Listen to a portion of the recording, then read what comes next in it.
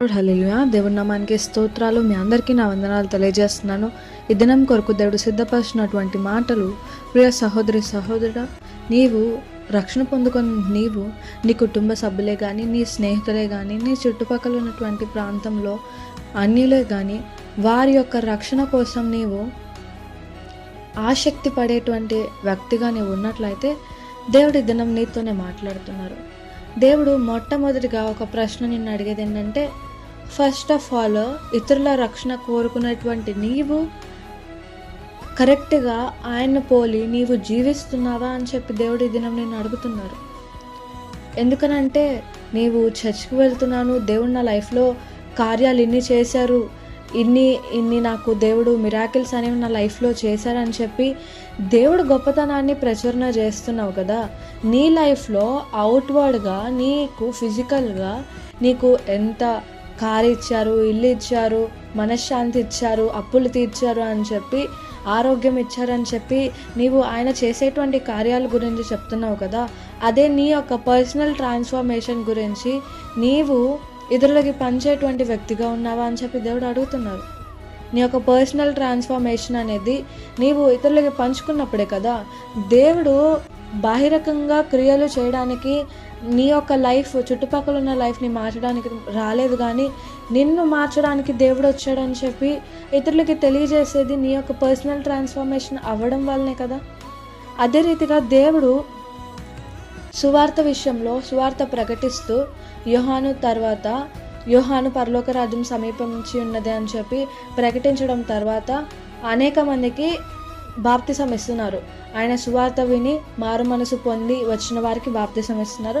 అదే రీతిగా యేసుప్రభుల వారు కూడా బాప్తిసం తీసుకున్న వెంటనే సేమ్ పరలోక రాజ్యం సమీపించి ఉన్నది, మారు మనసు కలిగి బాప్తిసం పొందుడు అని చెప్పి యేసుప్రభుల వారు కూడా సేమ్ సువార్త ప్రకటిస్తున్నారు.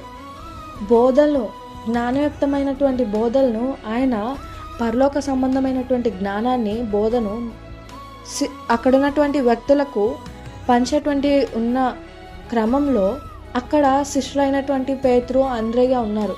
వారు నావలో ఉన్నప్పుడు మీ యొక్క నావను నాకు ఒక స్టాండింగ్ ప్లేస్గా నాకు కావాలి, ఇస్తారా అని చెప్పి అడిగినప్పుడు ఓకే అంటారు. ఓకే అన్న తర్వాత ఒక ఉపమానం బోధించి పరలోక రాజ్యం రకరకాలైనటువంటి చేపలకి సంబంధించినటువంటి వల లాంటిది పరలోక రాజ్యము. ఎండ్ టైం వచ్చినప్పుడు మంచివేవి చెడ్డవేవి అలాగా వేరుపరుస్తారు జాలర్లు. అలాగే అంత్యకాల దినంలో నేను కూడా వేరుపరుస్తాను. మీ యొక్క థింగ్ ఏంటంటే మీరు అనేక మందిని నా యొక్క సన్నిధిలోకి నడిపించడం మాత్రమే అని చెప్పి దేవుడు మాట్లాడారు. తర్వాత పేతుర్ని అట్లాగే కుడివైపు వలవేయి అన్నప్పుడు అనేక చేపలు పట్టినటువంటి వ్యక్తిగా మనం చూస్తాం. అప్పుడు దేవుడు అడుగుతారు, నీవు నన్ను ఫాలో మీ అని చెప్పి నేను నిన్ను మనుషుల పట్టేటువంటి జాలరుగా నేను చేస్తానని చెప్పి దేవుడు మాట్లాడారు. అంద్రేని పిలిచారు, యాకోబు, యోహాను, మత్తయి, అట్లాగా ప్రతి ఒక్కరిని పిలిచారు. ఫాలో మీ అన్న వర్డ్లో ఎంత డీప్ మీనింగ్ ఉందో ఒకసారి దేవుడు ఈ దినం మీతో మాట్లాడాలనుకుంటున్నారు. దేవుడు నిన్ను పిలుచుకున్నారంటే నువ్వు ఏదో గ్రేట్ అని చెప్పి, లేకపోతే నీలో ఏదో మంచి ఉందని చెప్పి, నువ్వు చాలా స్పెషల్ అని చెప్పి, లేకపోతే ఆయన నీకేదో డబ్బులు ఇవ్వడానికి కానీ నీకేదో మేలు చేయడానికి ఆయన నిన్ను పిలిచారని చెప్పి నువ్వు అనుకుంటున్నావేమో. నీలో ఏ మంచి లేదు. నువ్వు పుట్టకతోనే పాపంతో పుట్టావు, చనిపోయేటప్పుడు కూడా పాపంతోనే చనిపోతావు.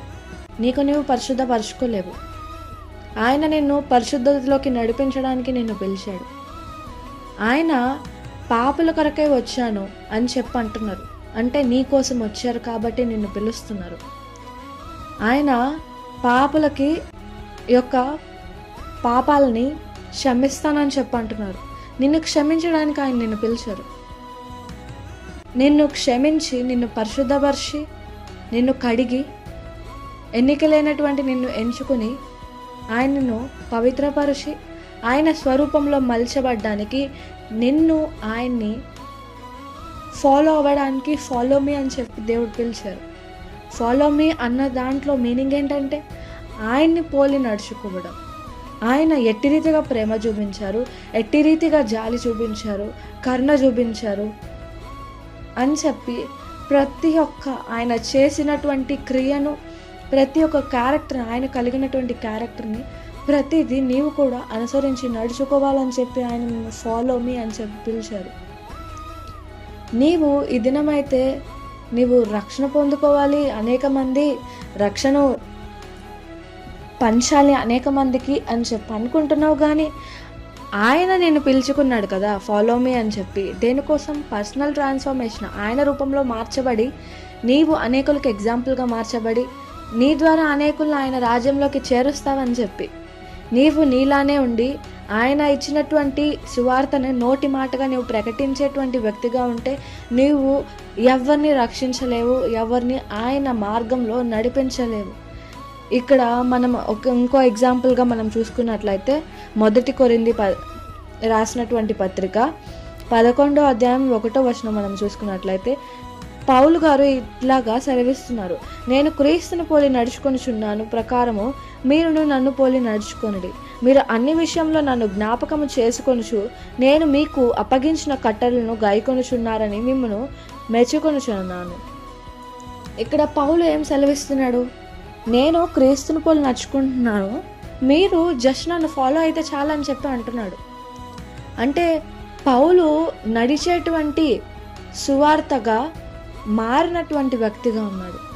ఆయన ద్వారా, ఆయన నడిచేటువంటి జీవితం ద్వారా ఆయన ప్రకటించేటువంటి సువార్తకి ఒక వాల్యూగా మారుతుంది.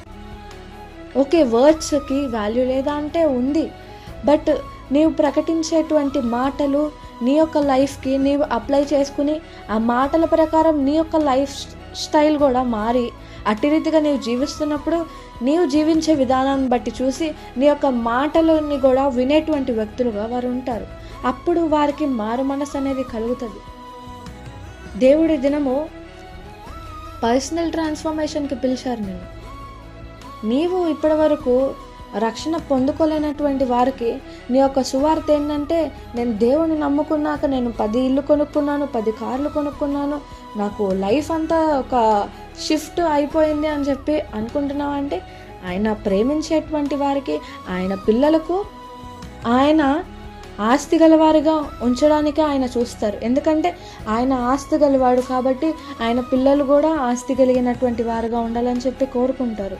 ఇప్పుడు మొదటిగా నీవు రక్షణ ప్రకటించాలన్నప్పుడు నీవు ఆయన పోలి జీవించేటువంటి వ్యక్తిగా ఉండాలి. నీకు విశ్వాసం ఉంది కానీ అట్టి రీతిగా వాక్యానుసారంగా జీవించేటువంటి జీవితం నీకు లేదేమో. అందుకోసమే నువ్వు రక్షణ కోసం ఆత్రం పడుతూ ఉన్నావేమో, కానీ నీ యొక్క మాటలకి వాల్యూ లేకుండా ఉందేమో. అయితే ఈ దినము దేవుడు నీతో మాట్లాడుతున్నారు. ఏమని మాట్లాడుతున్నారంటే, ఇంకో అధ్యాయం మనం చూసుకున్నట్లయితే యాకోబు రాసినటువంటి పత్రిక 2వ అధ్యాయము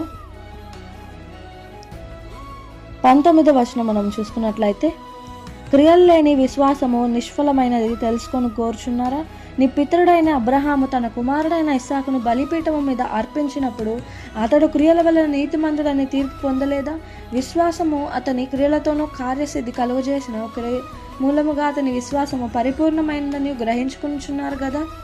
కాబట్టి అబ్రహాము దేవుని నమ్మిన అతనికి నీతిగా ఎంచబడను అని లేఖనము నెరవేర్చబడినది. మరియు దేవుడు అతన్ని స్నేహితుడని అతనికి పేరు కలిగింది. హల్లెలూయా. ఈ మాటలు వింటున్నటువంటి ప్రియ సహోదరి సహోదరుడు, అబ్రహాము తన యొక్క విశ్వాసంని తను నీతిమంతుడని చెప్పి ఆయన ఎట్లాగా ప్రూవ్ చేసుకున్నాడంటే క్రియల రూపంగా ఆయన విశ్వాసాన్ని ప్రూవ్ చేసుకున్నాడు కదా. అదే రీతిగా నీవు కూడా నీ యొక్క విశ్వాసాన్ని ఫస్ట్ ఆఫ్ ఆల్ దేవుడి ఎడల నీవు ప్రూవ్ చేసుకోవాలి. ప్రూవ్ చేసుకుని నీవు నీతిమంతుడిగా ఎంచబడాలి. నీతిమంతుడిగా ఎంచబడాలి. నీ విశ్వాసాన్ని ప్రూవ్ చేసుకోవాలంటే ఆయన్ని పోలి నువ్వు నడుచుకోవాలి. ఆయన వద్దన్నవి నువ్వు చేయొద్దు, చేయాలన్నవి చేయాలి. ఆయన ఎట్టి రీతిగా ప్రేమించారు. దేవుడు అనేకటువంటి ఆజ్ఞలు ఇచ్చినా కానీ యేసుప్రభులు వారు మెయిన్ హైలైట్ చేసినటువంటి ఒక కమాండ్మెంట్ ఏంటంటే, నీ యొక్క నైబర్ని లవ్ చేయమని చెప్పి దేవుడు తెలియజేస్తున్నారు కదా. ఎందుకని ప్రేమని ఎక్కువ హైలైట్ చేశారు అని చెప్పి చూసుకున్నట్లయితే ప్రేమ అనేకమైనటువంటి పాపములను కప్పెను. ఇప్పుడు దేవుడు ఆజ్ఞల్లో ఏముంటుందంటే నరహత్య చేయొద్దు, దొంగతనం చేయొద్దు, శత్రువులను చంపవద్దు అని చెప్పి అలా ఆజ్ఞలు ఉన్నాయి కదా. అవన్నీ ఇతరులకి హాని చేసేటివి ఏవి నువ్వు చేయొద్దు అంటే మొదటగా ఇప్పుడు ఫస్ట్ ఆఫ్ ఆల్ వాటన్నిటికంటే ముందు నువ్వు ఇతరుల్ని ప్రేమించేటువంటి వ్యక్తిగా ఉన్నప్పుడు ఆ యొక్క ఆలోచనలు అనేవి నీకు రాదు. దేవుడి దినము ప్రేమతో కూడినటువంటి జీవితాన్ని నువ్వు జీవించాలి ఆయనలాగా అని చెప్పి కోరుకుంటున్నారు. ఆయనలాగా సంపూర్ణమైనటువంటి విశ్వాసంతో నడవాలి. ఆయన కలిగినటువంటి జీవితాన్ని నువ్వు జీవించినప్పుడు ఆయన సువార్త ప్రకటిస్తూ ఆయన జీవితాన్ని అనుసరించేటువంటి వ్యక్తిగా నువ్వు ఉండాలి. ఇప్పుడు ఆయన పౌలు నడిచేటువంటి వ్యక్తిగా ఉండి ఆయనలాగా మనల్ని కూడా నడవమంటున్నాడు. ఇప్పుడు నీవు అనేకుల్ని రక్షణ మార్గంలోకి నడిపించాలంటే ఫస్ట్ ఆఫ్ ఆల్ నీవు ట్రాన్స్ఫర్మేషన్